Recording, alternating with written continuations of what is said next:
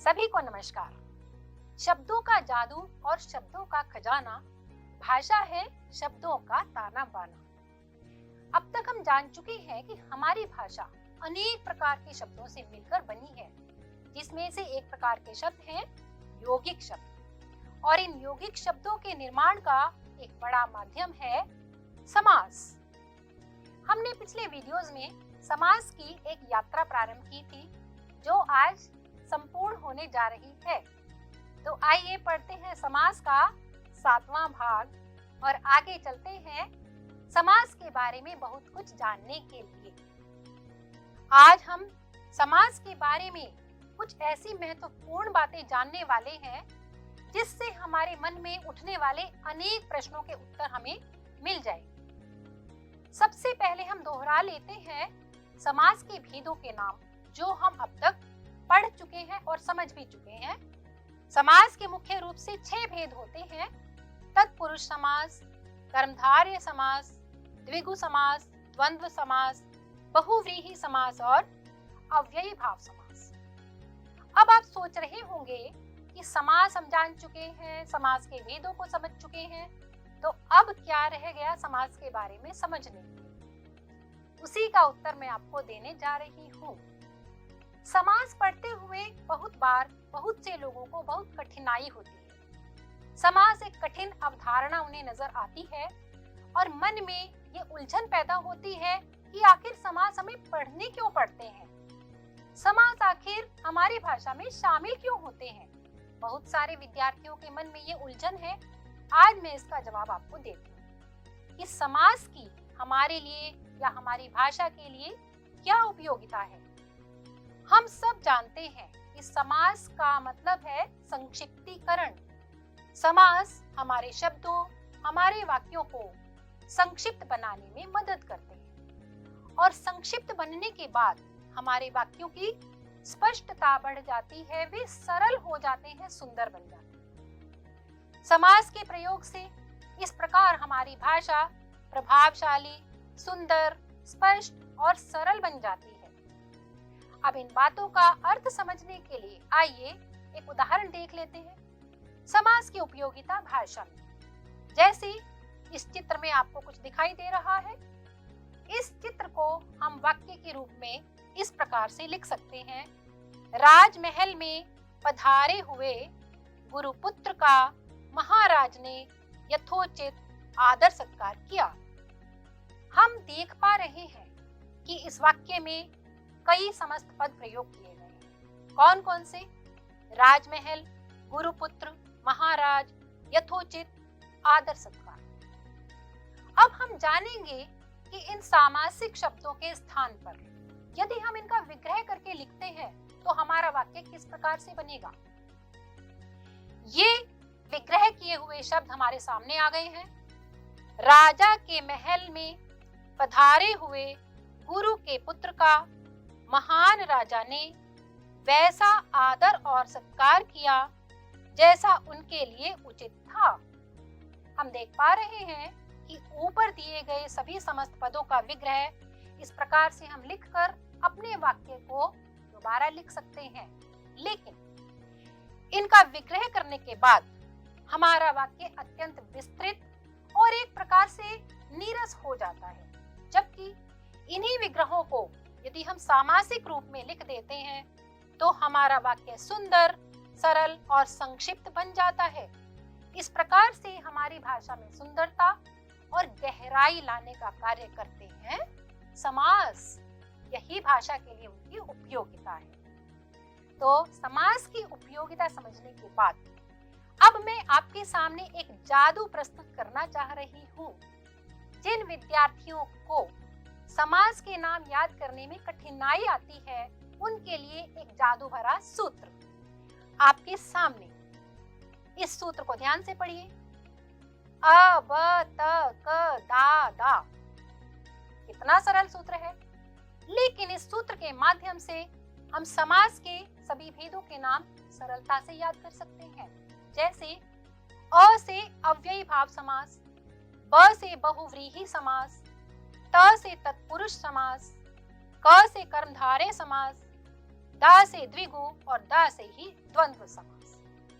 इस प्रकार सभी समासों के नाम आपको अच्छी तरह से याद हो जाएंगे। तो है ना मैजिकल जादू भरा सूत्र अब तक दादा। तो अब अपनी कठिनाई को दूर करके इस सूत्र के माध्यम से अपने भेदों के नाम याद कर सकते हैं। आइए अब एक अगले प्रश्न पर चलते हैं। द्विगु समास कर्मधारय और बहुव्रीहि समास से किस प्रकार भिन्न है, यानी इन तीनों समासों में भिन्नता क्या है, क्यों कर रहे हैं हम इन तीनों समासों की बात, उसका उत्तर भी आपको मिलने वाला है। आइए देखते हैं कि किस प्रकार से इन तीनों समासों में अंतर नजर आता है।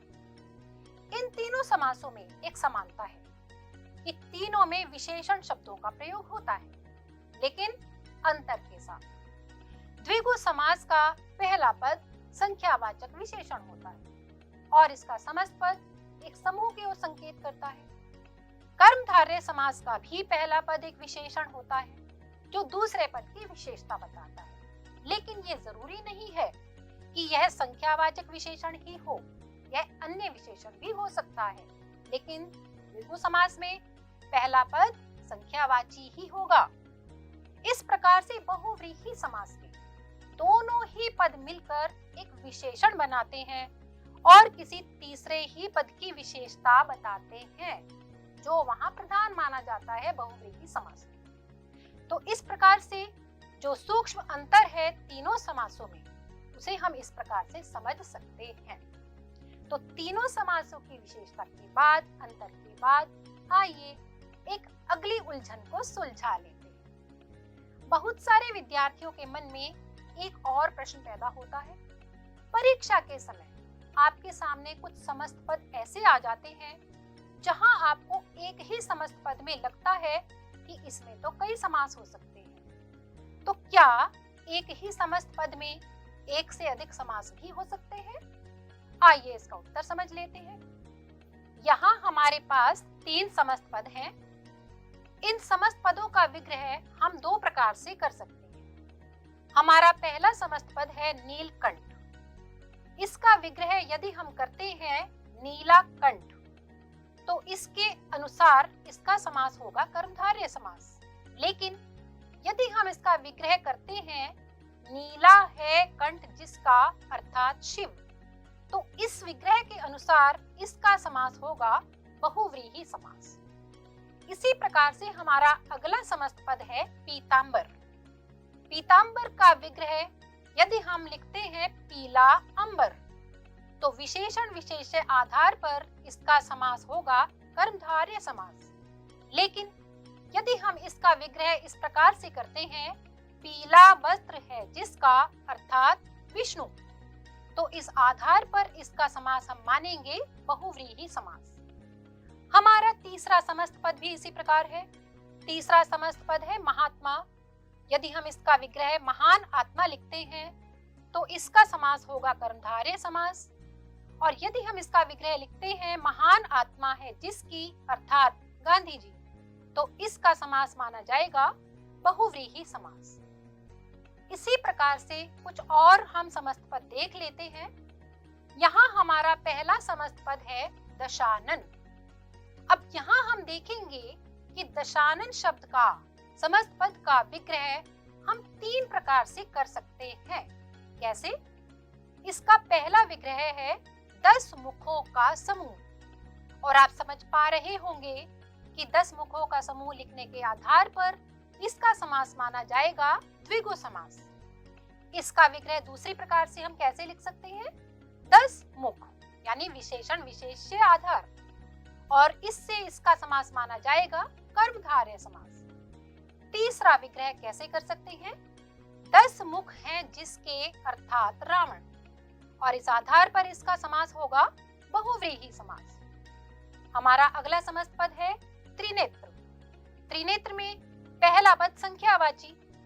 संख्यावाची होने के कारण इसका विग्रह होगा 3 नेत्रों का समूह, और समास होगा द्विगु समास। दूसरा विग्रह तीन नेत्र, तो समास होगा कर्मधारय समास। और तीसरे प्रकार का विग्रह तीन नेत्र हैं जिसके अर्थात शिव, तो इसके आधार पर समास होगा बहुव्रीहि समास। अब अगले समस्त पद पर आते हैं। पंचानन। पंचानन का पहला विग्रह हम लिख सकते हैं पांच मुखों का समूह, और इसका समास होगा द्विगु समास। अगला विग्रह होगा पांच मुख, और इसका समास माना जाएगा कर्मधारय समास। इसी प्रकार से तीसरे प्रकार का विग्रह होगा पांच मुख हैं जिसके अर्थात शिव, और इसके आधार पर समास होगा बहुव्रीहि समास।